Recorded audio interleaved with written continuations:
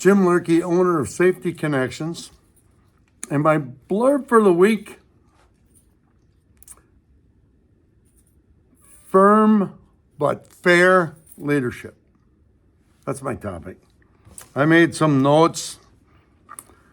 And again, it's based on experiences. So here we go.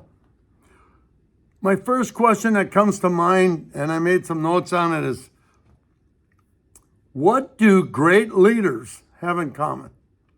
This is my observation. I believe that they foster trust and open communication by offering complete transparency. They're driven by results, not politics. Now, sometimes, like myself, wanting results in safety or production, sometimes it's tough listening, and everybody's got their issues, if you will, that we can improve and be better and find opportunities. That happens to be one that I've personally experienced.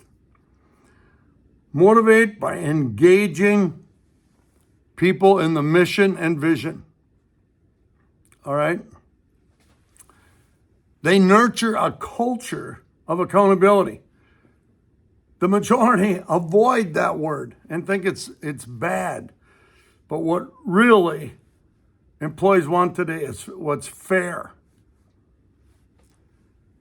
They have the assertiveness to drive outcomes and grit, and have that grit needed to prevail in adverse circumstances. It's a tall order and goes some way in explaining why good leaders are so rare.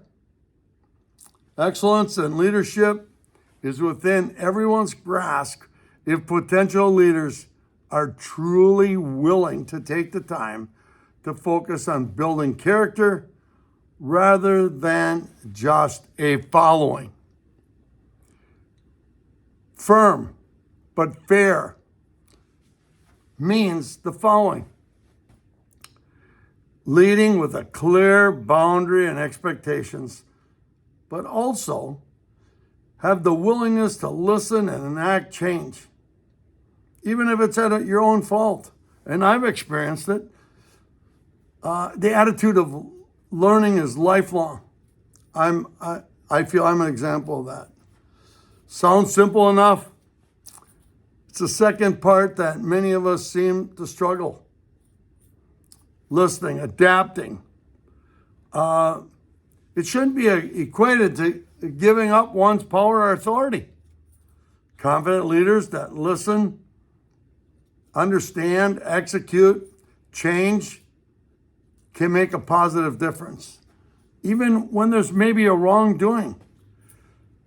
But learn how you can create another relationship if you lost one in the workplace, and build and make every day a trusting relationship to build trust. It don't happen on its own.